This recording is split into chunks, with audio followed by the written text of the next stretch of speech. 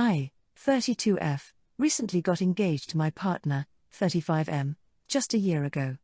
As of right now we have been together 5 years, and our wedding is planned for May 2025. I am just going to get straight into it.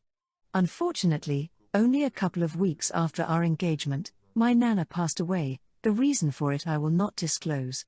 My Nana and Grandpa worked extremely hard throughout their lives, were very successful, educated and had really high-paying jobs. They were very restricted on spending money young and so lived their elderly years with lots of it. Worth noting, my grandpa is a very, very intelligent man, and he's very smart with money and investments, so when I say lots, I do mean lots. My Nana wrote a hugely generous sum of money into her will that was to be inherited by me, my brother and my 3 cousins. Even after the money was divided up, there was still thousands to each of our names. I also won't disclose the exact amount. When I heard the news, I told my fiancé and he was incredibly overjoyed, much more than I expected him to be. I went along with it and shrugged it off until later in the day I heard him on the game with his mates saying I can pay my credit card off with that money, mate. We can finally get that boys' holiday we've been planning, eh? And laughing. I walked into the room and asked what money? And he immediately looked at me funny and said, from your nan, babe. I immediately exploded on him and said you won't be paying anything off without my permission, and there most certainly will be no boys' holiday. It's not your money to have, it's written to me from my Nana, it's not for you. We had a shouting match and I left the room upset. He later got off the game and found me in the kitchen where he scolded me again and said, we are getting married, you will become my financial burden. Any money you take in is mine also. It was incredibly selfish of you to make such a fool out of me in front of my friends and giving them false hope of a holiday. Again, worth noting, it wasn't me who said anything about a holiday, and where I become a financial burden I don't know, considering I am in a very good job, and don't want children. I left the house without saying a word and am typing this at my friend's house right now. I forgot to mention that this incident has literally just happened. The reason my fiancé only just found out is because until now even I didn't know if the money was coming to me or not due to several family and court complications. Comment 1. Okay, so he has shown you that he thinks of you as a burden and is planning on spending money that isn't actually his on his boys. And he's screaming at you because you won't fall in with his plans. You're nuts if you actually marry him. Comment 2. My now husband was aware I had an inheritance. Not once has he ever asked me for money or to pay for something that's for him alone. It's always been thought of as money left to me to help me start my life. This man-child who called you a burden isn't worth the paper that money is printed on. How dare he assume that money will be his just because he exists in your life? The decision is of course yours, but I would really think about if this is the person you want to weather hardships with, financial or otherwise, for the rest of your life. Comment 3. NTA. When someone shows you who they are, believe them the first time.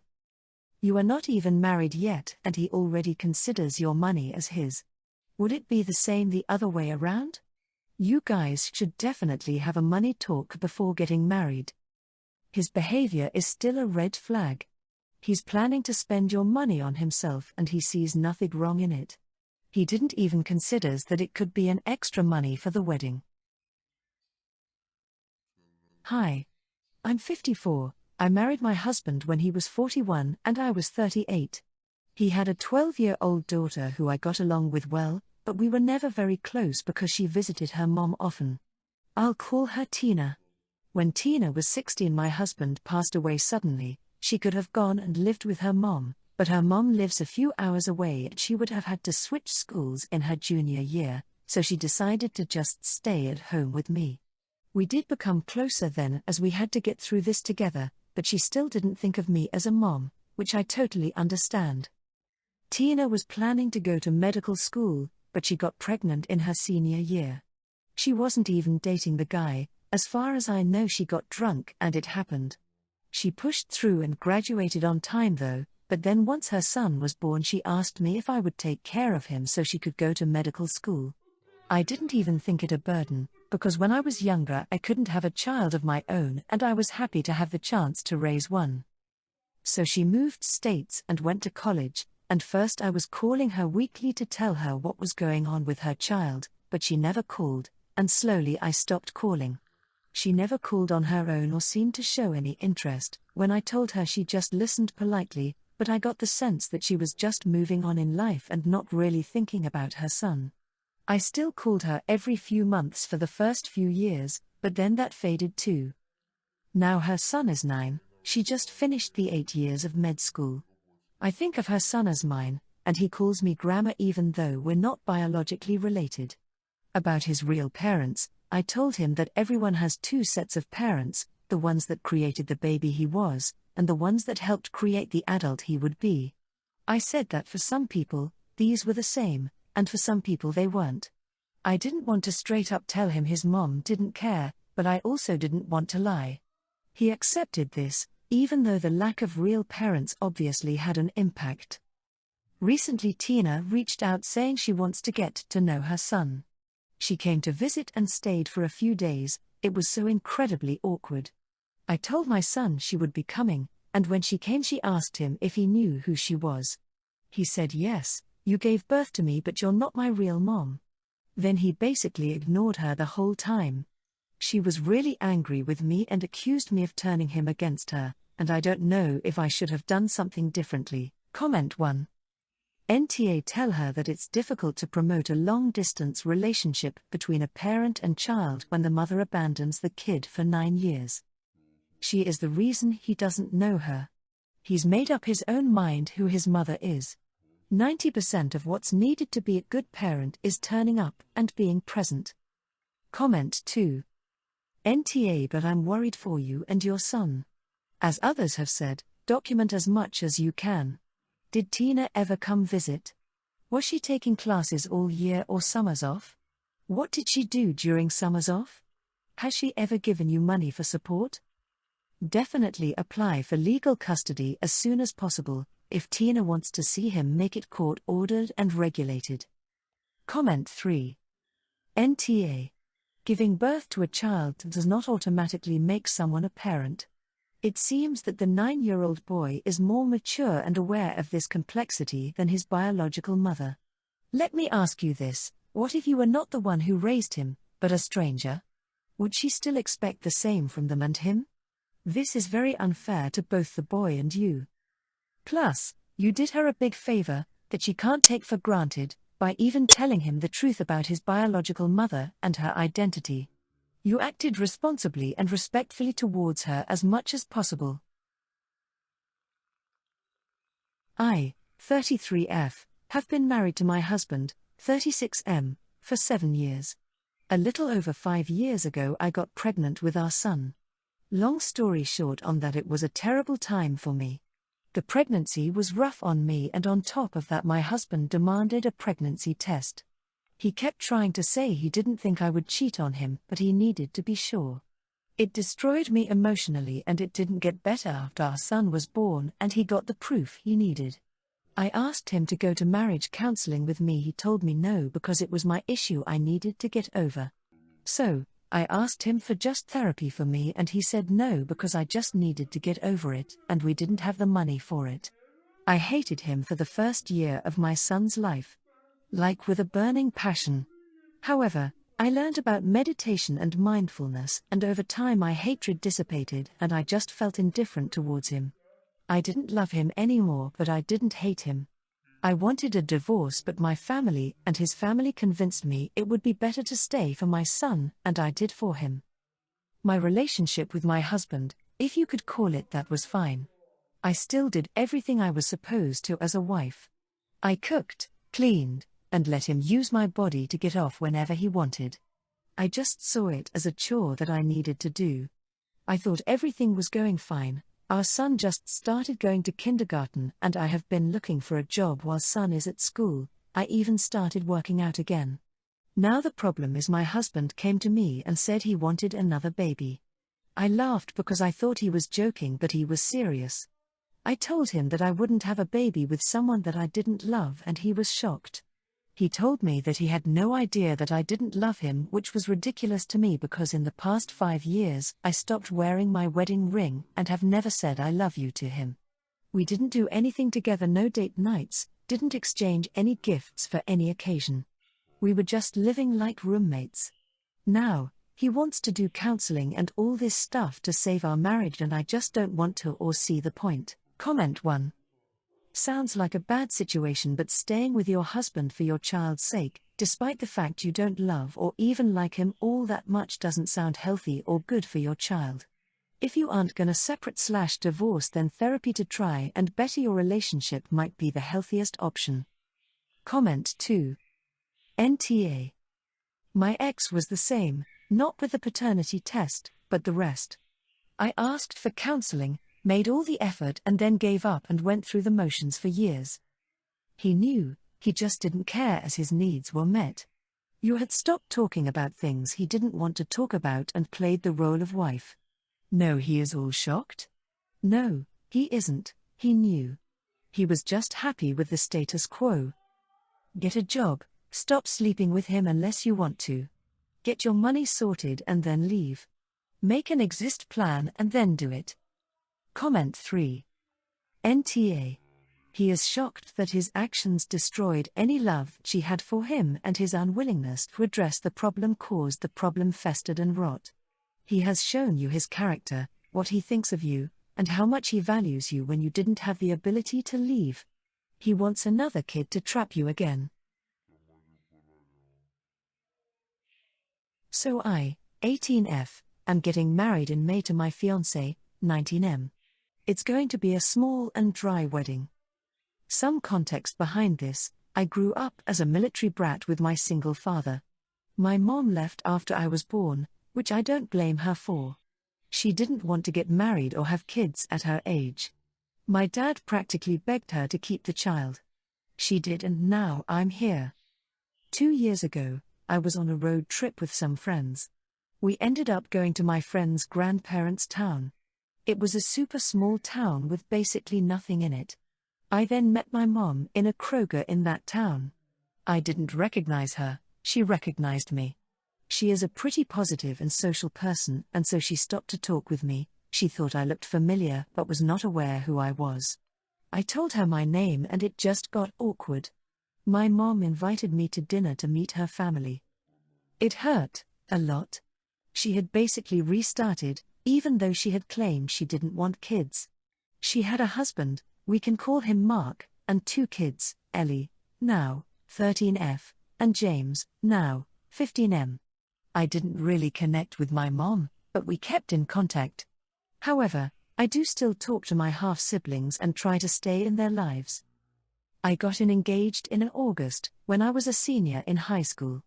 I wanted my friends, siblings, dad, and fiancé's family to be involved, so May is when we planned the wedding. I invited Ellie and James.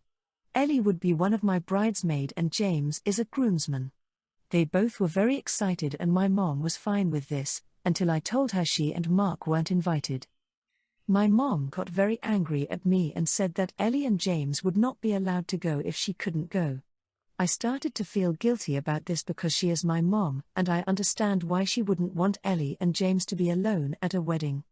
On the other hand, my dad hasn't seen my mom since they broke up, and I love my dad so much. I just couldn't see him hurt. So if I didn't invite her and Mark? Is there any way to get around this? I just don't really want her to be there because it's a really intimate moment and I don't want anyone there that I'm not too close to. Comment 1. You can invite whomever you want to. That being said, is the fact your mom moved on a bigger motivator for you not inviting her? It is possible she meant it when she said she didn't want kids when you were born but had a change of heart a few years later. I would argue you need to be honest with yourself as to why you aren't inviting your mom.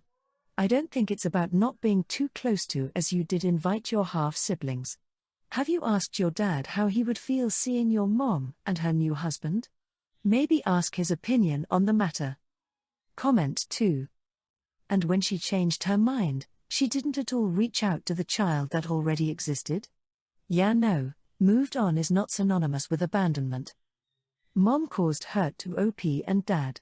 Half-siblings are innocent in that. Not wrong to hold it against mom, but be accepting of them. What a ludicrous statement. Comment 3. Completely off topic. Please don't get married. Your brains aren't even done developing, and there's just no way you are making a fully informed decision at 18. You need to slow your ducking roll, and have a longer engagement. 16F, am a babysitter and I babysat for a family I have never babysat for before. They have a baby that's only a couple months old, a 4-year-old boy and a 4-year-old girl, and are paying me $12 per hour. As you can imagine, they are all on the smaller side and require lots of attention. When the parents were about to leave, their friends came over and dropped off their 4-year-old. I am not getting paid extra, and this was not communicated with me ahead of time. The parents brought her to me and said that she goes to bed at the same time as the others and gave me a quick smile before leaving. I babysat the kids for 6 hours. I was wondering if I should bring it up to the parents or should I just let it go since it's only one extra kid? It just kinda seems unfair that there was no communication to me about it, and I'm supposed to feed this extra kid, get her ready for bed, keep her entertained and put her to sleep. In the end, I decided to do nothing about it and told myself that it wasn't that big of a deal. My parents and friends have since said that I was being taken advantage of. Yesterday the mother texted me asking if I would babysit for her kids again while she went out. I declined, telling her that I didn't feel comfortable babysitting with her again because she didn't communicate with me last time and I felt blindsided. She snapped back by telling me that I was very rude and it was in the past. She said I should have said something then and that it is my fault for not telling her how I felt. I feel really bad, but my parents told me that she is trying to guilt-trip me since I'm only 16 and she thinks that she can. I haven't responded to her messages because I am unsure of if I am in the wrong. So am I the a-hole here? Comment 1. NTA. Yeah, they're trying to take advantage and mom's attitude here just proves they'd do it again if given the chance. You should have said something. You just did. And hello hypocrisy for her not saying there'd be an extra kid for no extra money. Judge things by the situation, not by people's emotional response. The mom is trying to throw you off by acting like you're the bad guy. You aren't. It's your labor, so it's your choice. Comment 2. NTA. Your parents are exactly right, they are trying to take advantage of you and counting on 16-year-old you not standing up to them. I have no doubt they'd try it again. The mother's comment that you are rude is ridiculous. She's trying to distract from the fact that she is the rude one in lying about the terms of your employment and then counting on her position of age-based power to get away with it. Good for you for turning her down and telling her why. Comment 3. NTA and your parents are right, she's just trying to manipulate you. That's in the past and you should have said something then is weasel talk for I want to see what I can get away with. Apparently no apology and no offer to make it right? Your fault. For not telling her? You just did. And she responded by blaming you. Sheesh. Triple your rate and get paid up front. My daughters, ages 14 and 9, stay with my ex 2 nights out of the week. Since my ex got remarried, his wife cooks all their meals now. She makes meals that my daughters just do not like. I usually do try to make my daughters try new foods, but they have already tried her food and they know they don't like it. She refuses to cook them something they will eat. So that means my daughters just end up not eating dinner. They also won't eat their lunch on those days because it ends up just being leftovers from the night before. Sometimes the side she makes will be okay and they'll eat it or some bread, but they'll still be hungry. I got my daughters set up with money in their school lunch accounts so they can just buy their lunch on those days. I also put money in my older daughter's bank account so she can buy her and her sister dinner after school on the days they're with their dad. I make sure she's not just buying junk food. She has to give me the receipt later.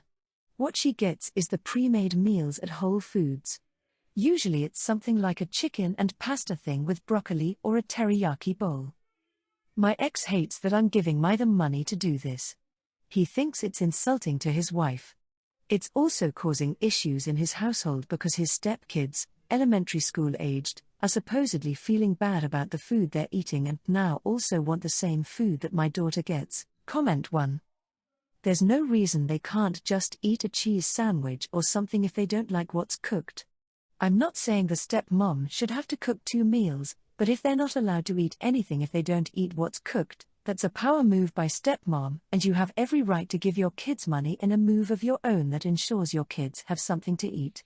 I'll never understand controlling someone else's food. If your kid doesn't like something, tell them to eat some cereal or cheese and crackers. Comment 2. I have kids who are picky eaters. I hate adults that do this kind of thing. There's always something that can be separated so you don't have to make a second meal. Who sends kids to school with lunch they know the kids won't eat? That feels like neglect. This is a power move on the stepmom and your ex's part. They're angry because you're giving the kids an out. NTA